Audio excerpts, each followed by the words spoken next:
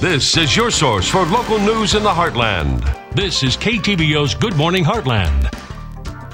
And good morning. We're live at Kelly's Furniture and Carpet 1 this morning, which means it's time for our cooking segment. Once again, we are joined by Jennifer Mayfield from the University of Extension. Let's try this one more time. You can go ahead and do it. University of Missouri Extension out of Scotland County. There we go. Yes. All right, and today we are going to be making a fun little treat. We're going to be making mac and cheese casserole cups. There we go. And all we need is some really just basic ingredients, correct? Exactly. So most of these things everyone's going to have pretty much in their house. Just some elbow macaroni, flour, 3 different kinds of cheeses, milk, and some cupcake cups. Okay. And what did we do so far? We already just pre-cooked the macaroni for us. You want to start out with the macaroni already cooked, get that done first. Okay. And then just set it off to the side? Set it off to the side. Okay. And then we're going to take another saucepan and we're going to add 3 tablespoons of the flour, which I've already done. Okay. And then we're going to take a cup of the milk and we're going to add it and just kind of, we don't even have to have it on the heat. We're just going to add it right now. Okay. And I'm just going to start whisking this because you want to make sure that all the lumps are out. Okay. So while I'm doing this, I'll let you go ahead and turn the burner on to medium heat. And so once we've got all of the lumps out, we're going to go ahead and add the rest of the milk, which is, you want a total of 3 1/4 cups. So we've added 1, so we're going to add 2 1/4 cup more. Okay. Adding this and stirring. And does it matter what kind of milk? Well, this, See, we're using skim.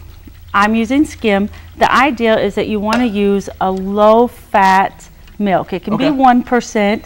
I just normally, I've done skim milk most of my life, so I'm used to it. So that's what I do. So we're going to add this to the And so do you want to get all the lumps out before you put this on the stove? Yes. That's why you only add the first cup. Okay. So then you'll add the other 2 1/4 cup of milk. Okay. And we're just going to let that thicken. Takes about 15 minutes. Okay. Once that thickens, you're going to add 2 cups of, I'm using fat-free shredded cheese, the mild cheddar, but you can also use just the part skim mild cheddar. Okay. And then it's going to be a cup of the low part skim mozzarella cheese. Okay. And then you're going to use just a 1/2 cup of the Parmesan. All right. And you're going to add it, I'm sorry. You're going to add it into here. You're going to add it all into there once that thickens. Okay. Then once that thickens, you're just going to add it to your macaronis that are already cooked. Okay. I have another question. Yeah. Do you want to continue stirring this? Just not, just every once, just every few minutes, few seconds. Do you want it to boil? Because I know that No, you don't want it to boil. Okay. You just want it to simmer. Okay. On medium heat, and it will thicken on its own. Okay. Takes about 10-15 minutes to thicken. Okay. And then once we're done with all Once that, we're done with that, then we're going to add all of the cheeses. Okay. And once that's mixed up well, then we're just going to add it to the macaronis, and then we're just going to add it to the cups. And the great thing about this also, besides everyone having these ingredients, by using the lower fat cheeses, the lower fat milk, you also cut down on the fat and calories. You can also use whole grain pasta or whole wheat pasta. With my mac and cheese, I'm not the biggest fan of the whole wheat with my mac and cheese. I'm cutting out fat and calories, so I'm gonna keep my regular pasta. There you go. I agree.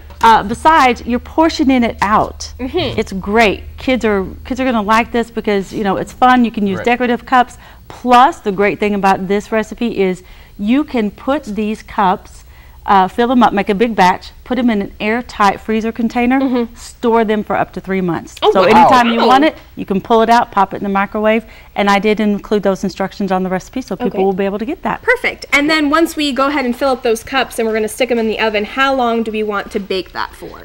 That depends on your oven. It's going to be about 10 to 15 minutes. You just want to get, you're going to take the remainder of the cheese. You're not going to use all of this. You're going to put it on top, and you just want that to get kind of a nice melty, almost a little brown on top. Perfect. So it's a little crunchy on top. You get that nice coat. All right. And welcome back. If you're just joining us, we're live at Kelly's Furniture and Carpet 1 this morning, and we are joined by Jennifer Mayfield, and we are making mac and cheese casserole cups.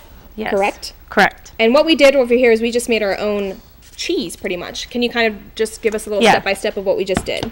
We took 3 tablespoons of flour, added 1 cup of low-fat milk. Okay. Got all of the lumps out of that. Then we added 2 1/4 more cup of milk. Okay.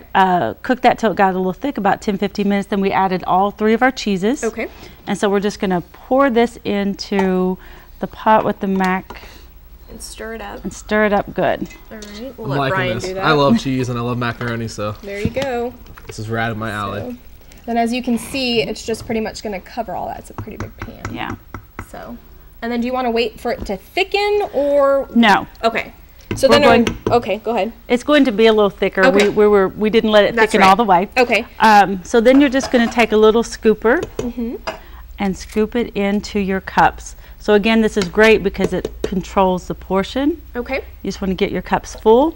And then you're just going to take a little bit of extra cheese that's left over, your mild cheddar, and you're just going to or put that on top, or Italian will work too. And then you're going to put that in the oven to bake, about 10-15 minutes depending on the oven. Okay. Just to let it get nice and And then this crunchy on top, and this is the finished product. that looks delicious. How you do? So, are you going to try one? Yes, Trying to figure out how to get one out here. I got your plates over Forks there over there too, there, buddy. We might get one here. We are in the 21st century. We do use hey. utensils nowadays. So, and this is a fun little thing. And what you said also is you can actually freeze these up to 3 months. Up to 3 months. Put them So- in an airtight container, freezer container, and they will work for 3 months. All right, So well, when you need it, perfect. you just pull it out, pop it in the oven for a Okay, quick. well, thank you so much. And the recipe will be on our website at heartlandconnection.com. Just make sure to click on the neighborhood tab at the top of our homepage. Thanks so much for joining us. We'll see you Monday morning at 6 a.m.